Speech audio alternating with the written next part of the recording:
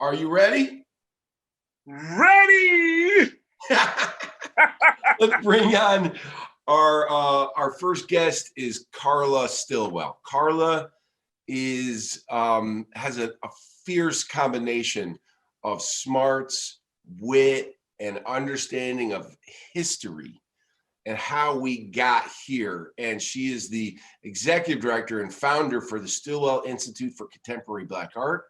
She's a renowned director, playwright, teaching artist who's worked at Victory Gardens and Storycatchers Theater and Impact Theater.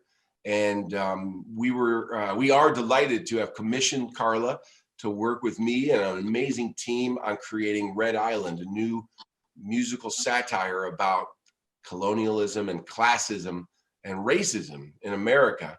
And we had to put that project on pause as we all shelter in place. But we are not done. That project is marinating and, dare I say, writing itself as we shelter in place. So I'm delighted to be able to spend a little time with Carla. We have a short video that we're going to show from the workshop of Red Island that was put on hold and that we will be getting back to. Let's see that video.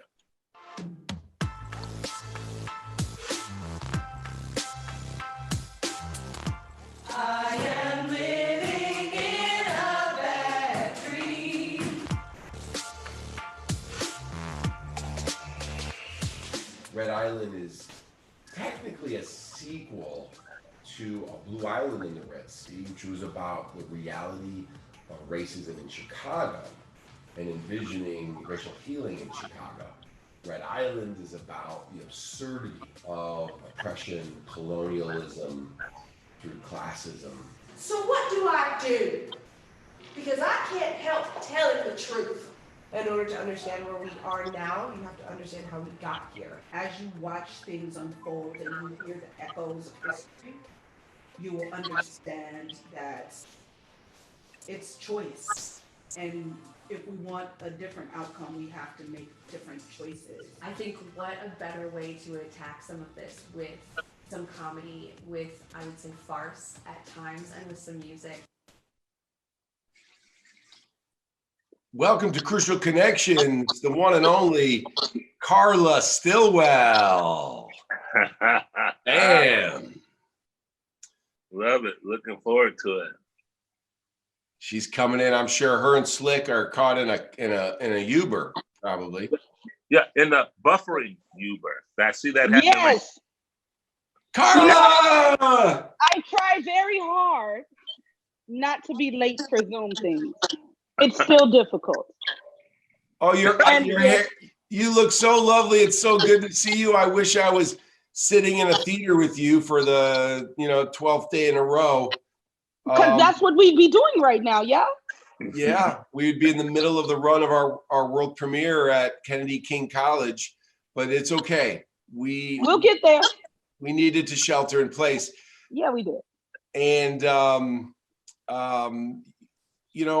we were creating a piece about classism and racism up to this moment. And we were looking for current events to guide us as we wrote the final scene. Here we are sheltering in place. We've seen the way that the coronavirus has impacted communities in inequitable fashion. And what do you think? What does the end of our play look like, Carla? I don't think we still know. Like for real, if we think about this historically, right? We're at a point where it's like, if this was a movie, it'd be like, now we need a vaccine, and people would be running back and forth. But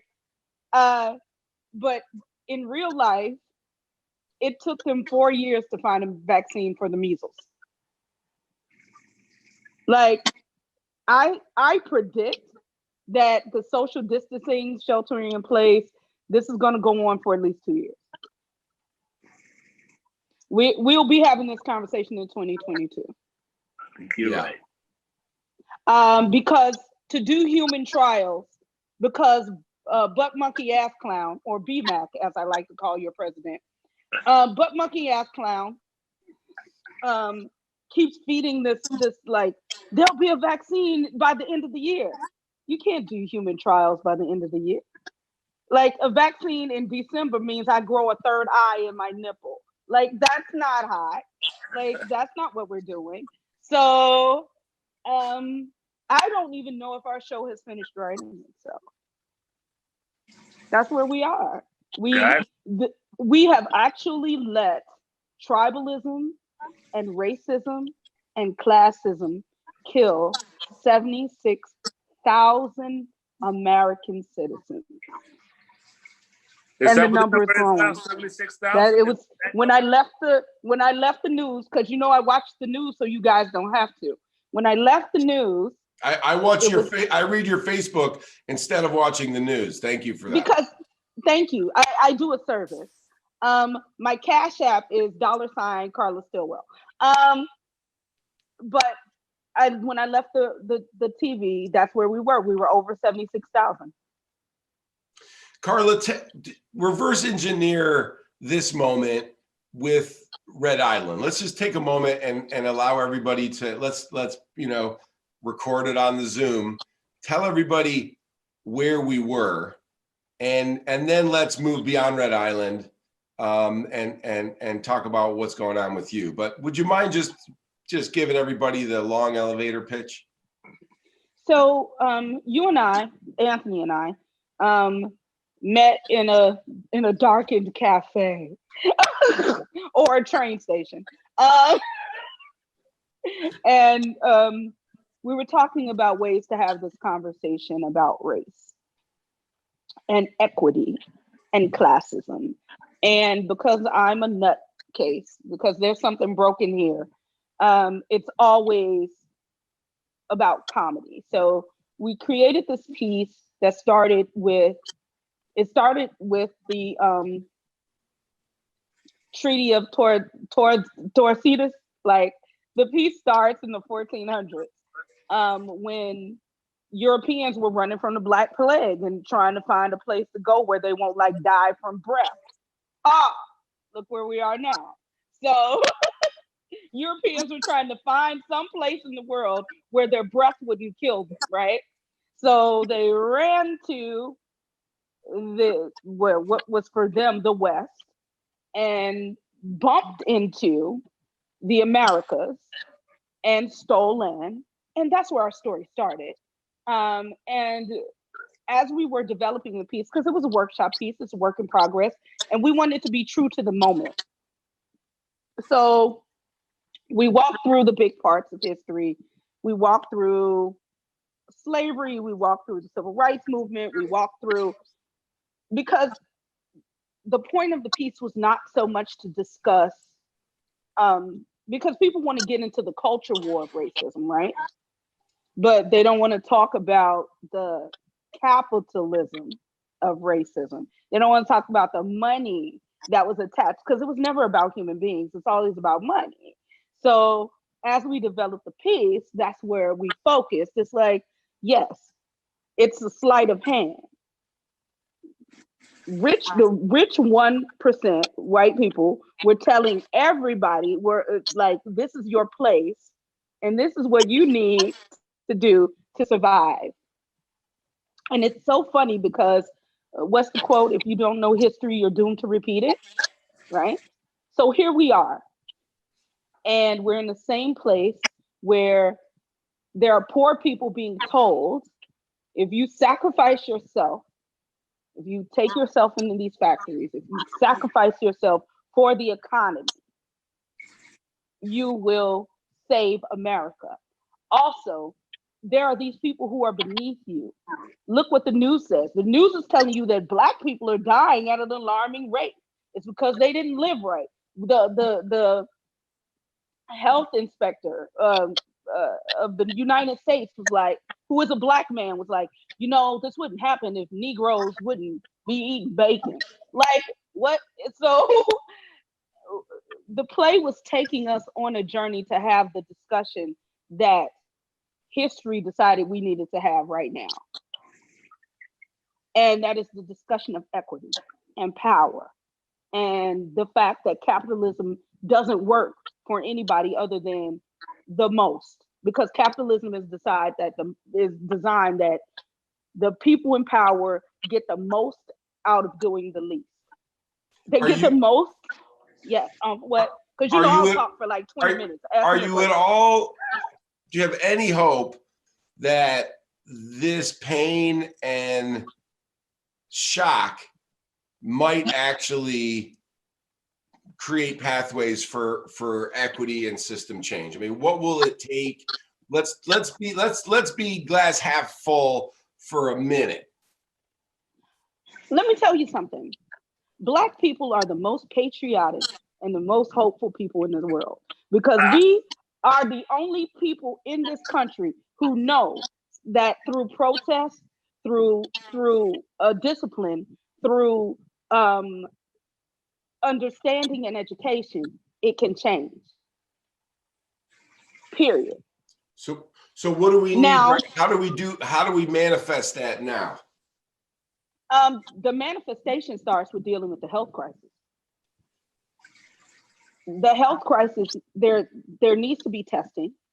There needs to be financial systems in place for the least of us, the factory workers, the Amazon workers, the Instacart workers, to be, if they're going to be on the front lines, to be protected, to be paid, right? To receive hazard pay, to be compensated, for their families to be cared for those people when they die, because we have nurses dying, we have doctors dying, we have frontline essential workers. And isn't it funny that the least of us are now the essential workers?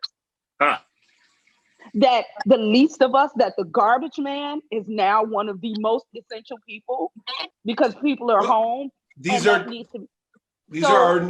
our new veterans of war, and we know how we treat veterans in this country, But if there is going to be change, it's gonna happen now. Yeah. Because Americans get comfortable, and there always needs to historically be, well, not just Americans, the world gets comfortable. And it always has to be something cataclysmic to shake us and make us rethink how things are done. And right now, the rethinking has to happen. We are never going to be able to sit in a 400-seat theater again with 400 people. Ever. So what does that mean? You're an arts organization. I'm an arts organization.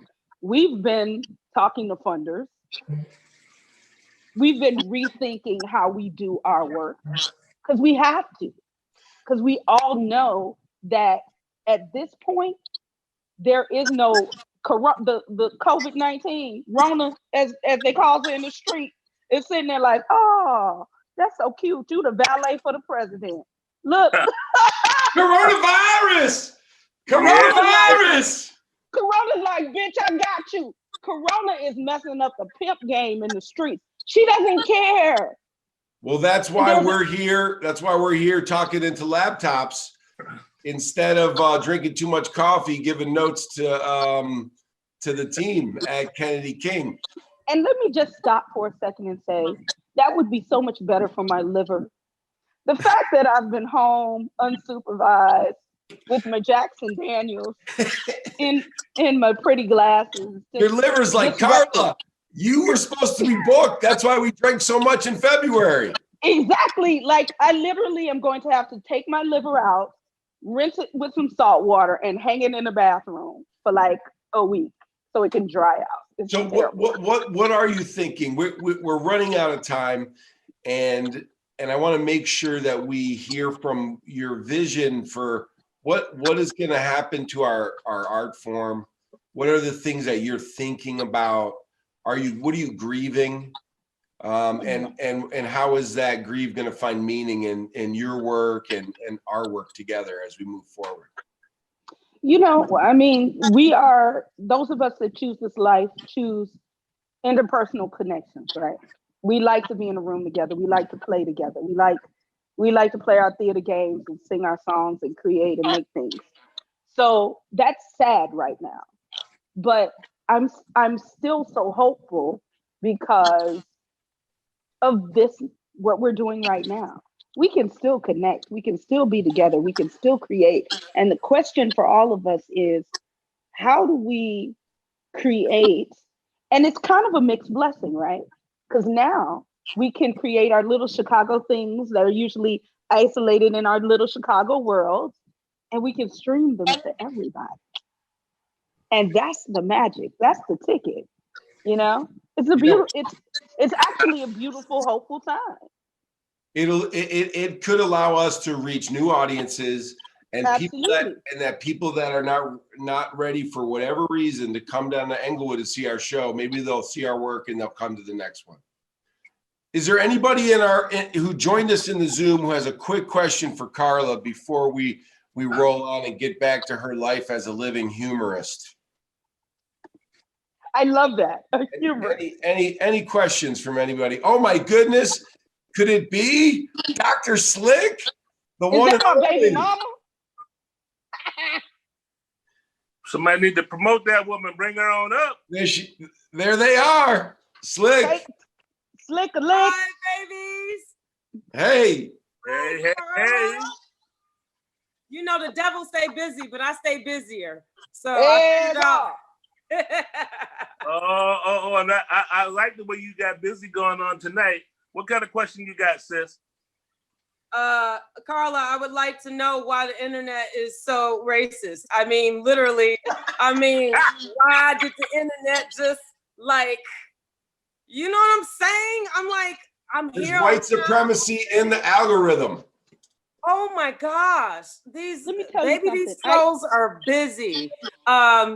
I guess what I would like to know from my good sis Carla, and I'm very sorry to have missed most of it, but I guess in short, I just want to know how you doing. girl, I'm blessed in the Lord and highly flavored. Let me tell you something. This time is a blessing. Okay. You know, I'm not a glass half empty or half full person. I'm a realist. And sometimes we push the universe and the universe pushes back and tells us to sit down. And we've all been satting down. I say sat down. Sat down. And sat down, I say sat down. And what that has given me personally room to do is create and write and be and breathe and cook for myself every day and take care of my health and try to find ways to feed my artistic family because motherfuckers is broke. So, you know, I am, knock on wood, fortunate enough to have resources, and I am finding pleasure in finding opportunities and giving, and it's awesome. So I'm good. I'm really I don't know if you can see it, but I gave y'all some baby hairs. Baby, I laid some down right. I gave y'all some baby hairs. That's beautiful. That's gorgeous. My eyebrows are raggedy and my nails are busted, but that's a small price to pay. Listen, baby, keep everybody safe. Perfect as long lighting. as you stay hydrated and mind your I am business, being hydrated. all right. Yes. So we're glad to see you here. Thank you for rocking with us. Thank y'all. I love y'all. I miss y'all, man. I miss you too, baby girl. We're just letting the entree marinade, you know? We'll be back together soon. Carla, thank you so much for joining us. Thank you for having me. Yeah, much love. Bye. I want to Carla Stillwell. Let's give it up for Carla. Go, Carla. Stop that.